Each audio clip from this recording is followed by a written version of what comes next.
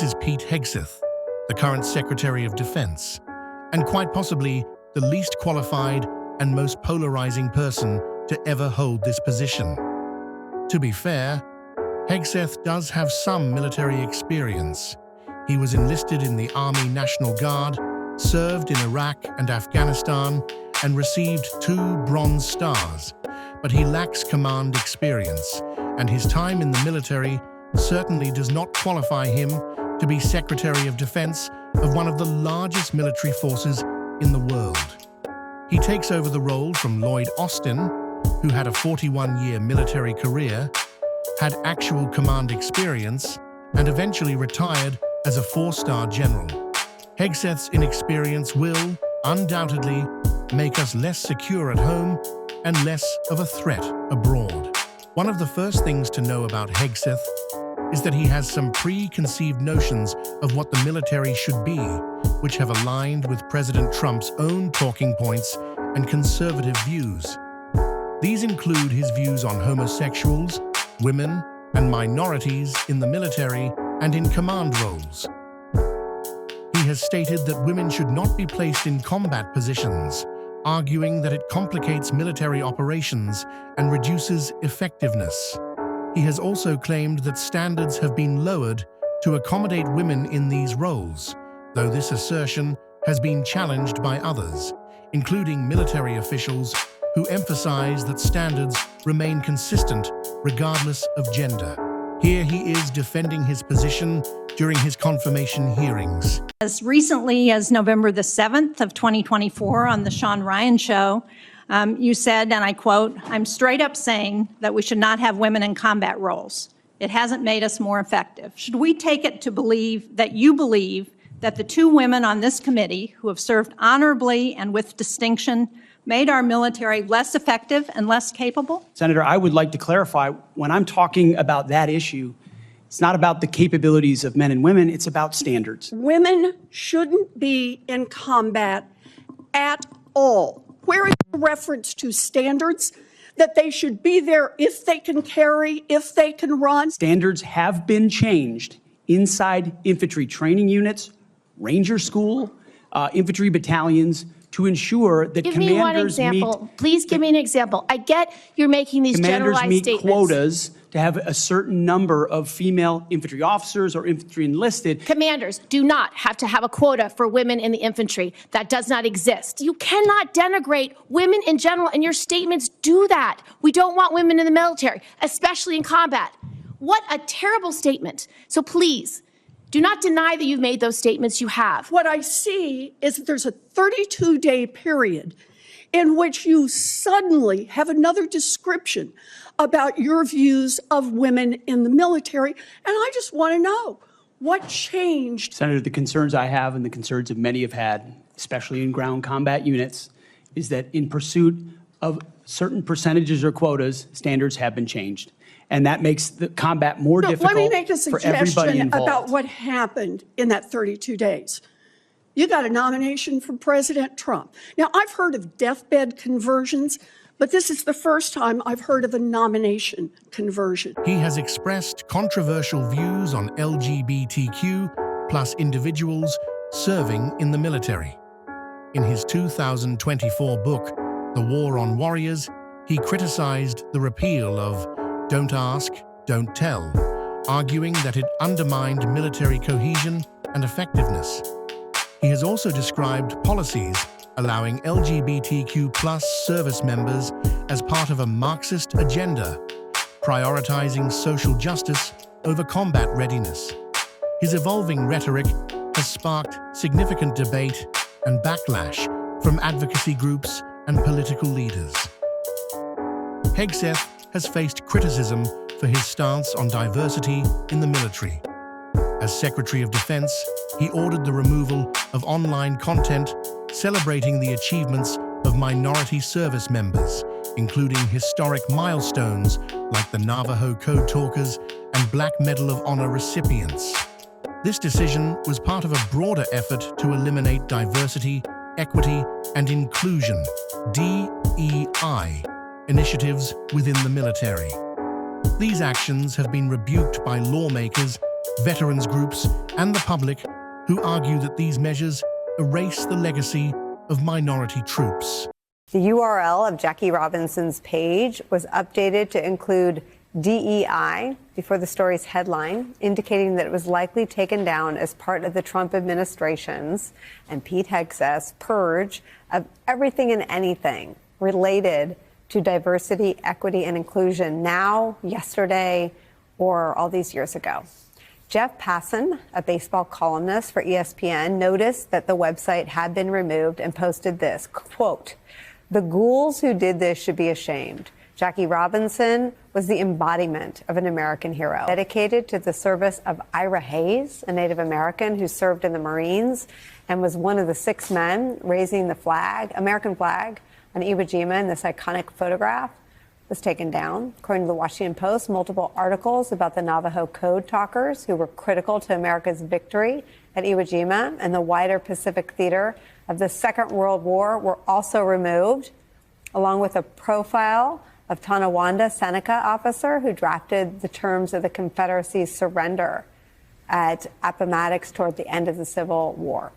The AP reported that according to a database it obtained, references to a World War II Medal of Honor recipient, the Enola Gay aircraft that dropped an atomic bomb on Japan, and the first woman to pass Marine infantry training are among the tens of thousands of photos and online posts marked for deletion.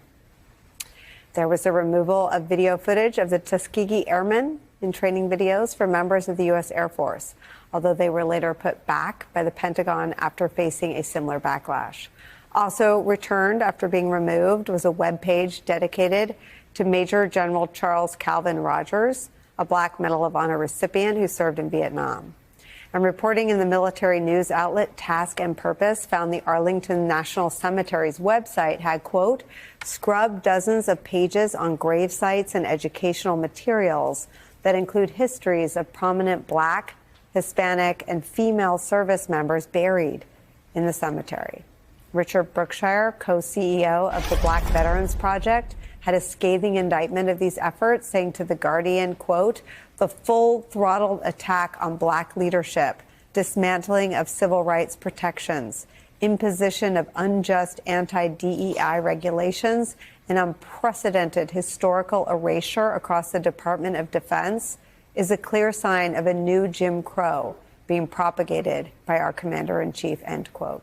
He has faced scrutiny over his history with alcohol, particularly during his time at Fox News and as Secretary of Defense.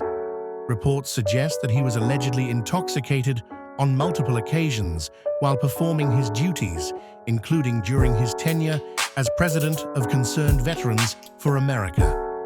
These allegations resurfaced during his confirmation process, where he pledged to abstain from alcohol if confirmed. Despite his denials of having a drinking problem, his past behavior has raised questions about his professionalism and judgment. All of this pales in comparison to his utter lack of awareness while carrying out some of the most vital functions of his position, namely communicating top-secret plans to his subordinates, fellow cabinet members, and the president.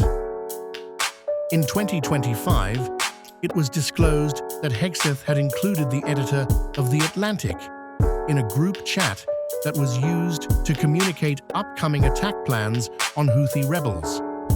When confronted with this evidence, Hegseth initially denied the allegations. Here he is, displaying his trademark wit and intelligence, while at the same time playing the victim of a liberal agenda. Can you share how your information about war plans against the Houthis in Yemen was shared with a journalist in The Atlantic? And were those details classified?